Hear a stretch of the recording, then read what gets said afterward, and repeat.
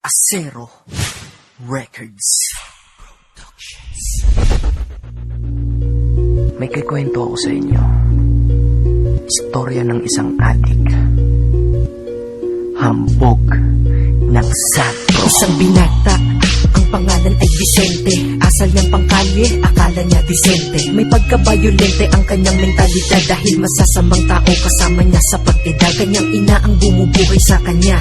Siya ay lumaki na di kilala ang ama, kaya galit siya sa mundo at naisipan niya na magrebelde. Kanyang buhay ay nasira at nagkanda leche-leche. Ito ay lumala nung dumami kanyang tropa, natutong uminom, manigarilyo at magdroga. Kanyang buhay ay madrama, para bang isang nobela. Ngunit pag siya'y nakadroga, nalilimot ang problema. Kaya naisip niya, pagdodroga solusyon sa kalungkutan at galit na namuo sa emosyon. Kaya kapag walang pandroga sa kanyang pang-araw-araw, pinasok niya ang panguhold at ang pagnanakaw. Ibinawal sa sarili mo ang bawal na gamot. Asahang balang araw ikaw mismo ang mananagot. Mga Panginoon sa droga, bakit mo sinasamba? Sila ay talikuran na ng buhay mo'y maisalba. Dahil hindi iyan sagot at hindi iyan sapat. Magbabago ka lang ba kapag huli na ang lahat? Di ko kayo inuutusan, ito ay babala. Sa droga buhay lalala at walang mapapala. Kaya di nakakagulat si Vicente na kulong, dahil sa pagsasyabu siya ay tuluyang nalulong. Bumubulong ng mag-isa sa kanyang selda tulala. Buhay niya ay lumala ng lumala ng lumala, at sa hindi inaasahan bigla siyang pinalaya. Kanyang ina ay nandyan kahit siya nagkasala.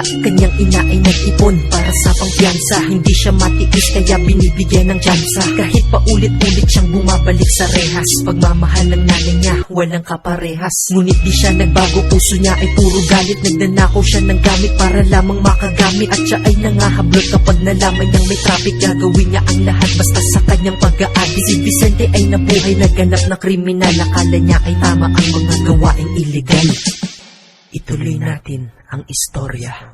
At isang gabi wala na siyang pangdroga sa tabi, kaya siya ay nangangati at hindi mapakali. Siya ay lumabas at hinandang dalin baril niya, at may nakita siyang taong naglalakad ng mag-isa. Nilapitan niya ito at tinutukan sa likod, at sabi niya, mamamatay kapag hindi ka sumunod. Di niya pinalingon yung tao para di siya makilala. Sabi niya, akin na pera mo kung ayaw mo ng bala. ang biktima ay sumagot habang umiiyak. Sabi niya ang pera niya ay para sa kanyang anak. Si Vicente ay nagalit, binaril niya to sa ulo. Pagtumba nakita niya mukha nung tao at tumulo ang kanyang luha, dahil ang kanyang nabiktima ay kanyang ikinagulat at ito'y kanyang ina. Di siya makapaniwala, ang ina ang pinatay. Kapalit ng droga niya ay buhay ng kanyang inay. Ibinawal sa sarili mo ang bawal na gamot. Ayan ang sinasabi ko, ngayon ikaw ay nalagot. Mga Panginoon sa droga, bakit mo sinasamba? Sila ay talikuran na ng buhay mo'y maisalba. Dahil hindi iyan sagot at hindi iyan sapat. Magbabago ka lang ba kapag huli na ang lahat? Di ko kayo inuutusan, ito ay babala. Sa droga buhay lalala